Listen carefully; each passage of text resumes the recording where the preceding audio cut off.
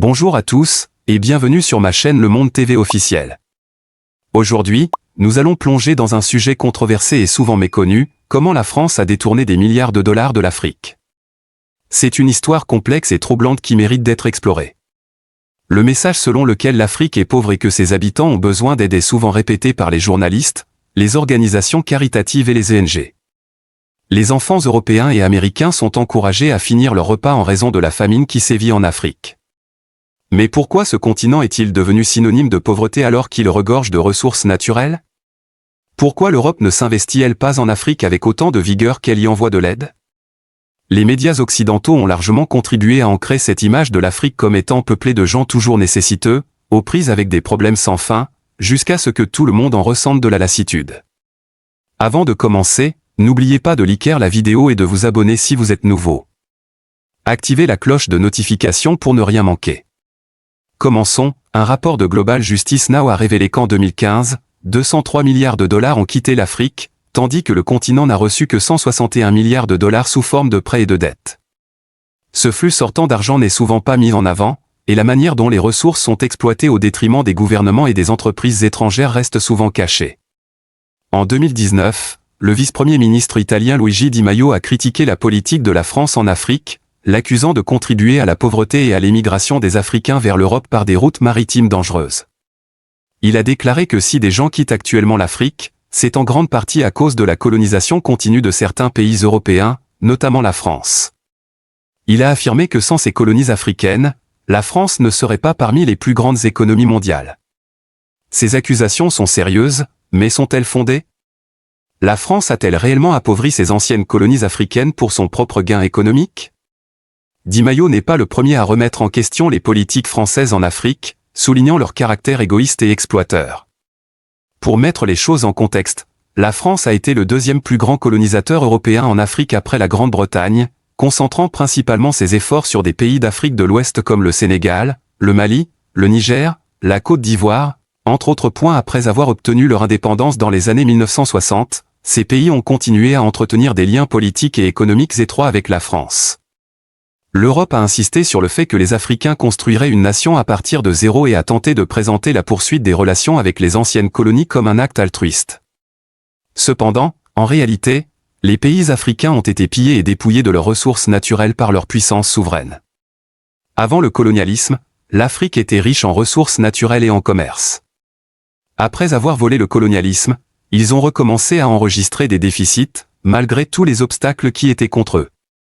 L'Afrique de l'Ouest a développé un système commercial pendant des centaines d'années avant l'arrivée des Européens. La principale matière première était l'or, d'où le nom de « Gold Coast ». Lorsque les Européens sont arrivés, ils ont introduit la traite négrière. Cela a également déstabilisé l'exploitation de l'or, car l'esclavage a décimé la population et les communautés craignaient que leurs terres ne soient exploitées. Ce fut le début d'une relation inégale qui s'est poursuivie tout au long de la période coloniale et se poursuit aujourd'hui. La politique européenne a déstabilisé le continent dès le début. Après l'abolition de la traite négrière, l'Europe a commencé à importer des matières premières telles que le coton d'Afrique, une industrie à forte intensité de main-d'œuvre qui disposait d'un excédent de main-d'œuvre bon marché. L'une des ironies de l'ère coloniale était que la plus grande exportation de l'Afrique était le coton brut, tandis que la plus grande importation de l'Afrique était le coton industriel. Grâce à ce paradigme, l'Europe a veillé à ce que l'Afrique n'augmente pas sa capacité de production et a condamné l'Afrique à continuer d'acheter des produits européens. Ce modèle économique a également créé des emplois manufacturiers pour les Européens à l'étranger. L'Europe a assuré l'exploitation d'une main-d'œuvre bon marché en introduisant des taxes obligatoires dans leurs colonies. Les Africains n'avaient accès à la monnaie européenne que par les salaires qu'ils recevaient dans les fermes européennes. Ces fermes étaient acquises en volant des terres aux Africains et en les réinstallant dans des colonies surpeuplées et peu productives. Même après l'indépendance, les puissances coloniales ont continué à exploiter ces pays. La France se distingue particulièrement par sa politique visant à maintenir le flux d'argent de ses anciennes colonies, peu importe les conséquences pour leurs économies.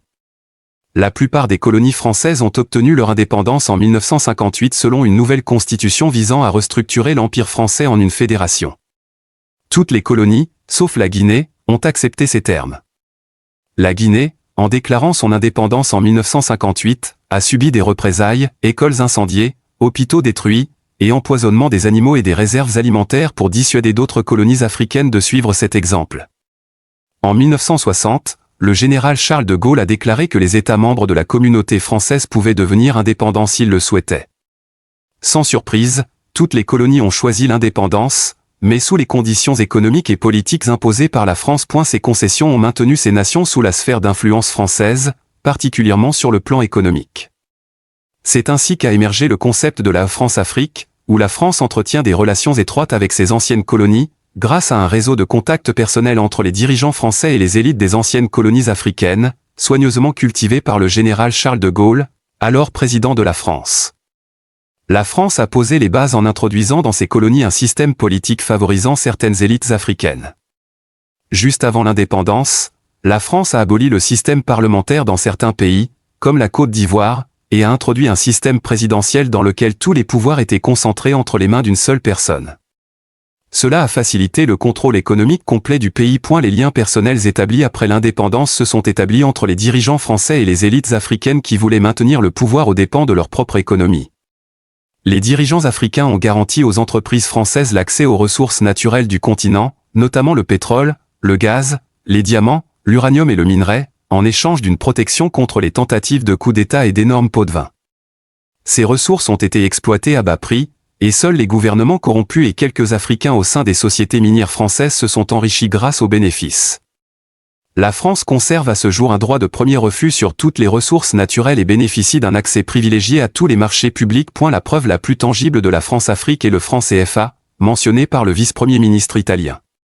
Le franc CFA a été créé en 1945 avec les accords de Bretton Woods et est devenu la monnaie des colonies françaises d'Afrique, aujourd'hui regroupées sous deux blocs, l'Afrique de l'Ouest et l'Afrique centrale, chacun avec sa propre banque centrale pour gérer les échanges monétaires en coordination avec le Trésor français. Jusqu'à récemment, chaque banque centrale devait déposer au moins 50% de ses réserves de change à la Banque de France, ce qui signifiait que la moitié des réserves d'échange des pays CFA étaient sous contrôle français. Chaque année, la France détenait ainsi près de 5 milliards d'euros d'argent des pays africains dans son trésor, inaccessible aux pays concernés. Certains ont accusé la France de réétiqueter cette réserve comme aide au développement pour ses anciens déposants. Ce n'est qu'en 2020 que cette réserve a été transférée à la Banque centrale des États de l'Afrique de l'Ouest. Le franc CFA est également fixé à un taux de change fixe avec l'euro et le franc, argumenté par ses partisans comme garant de la stabilité économique comparé aux pays anglophones dont l'inflation a grimpé. Toutefois, d'autres économistes africains voient cette dépendance aux politiques monétaires européennes comme un frein à la croissance, limitant les capacités d'action face aux chocs externes. Paris exige également que tout équipement militaire soit acquis par ces pays africains sous conditions, avec réserve de formation militaire. Cela assure un marché permanent pour l'industrie d'armement française.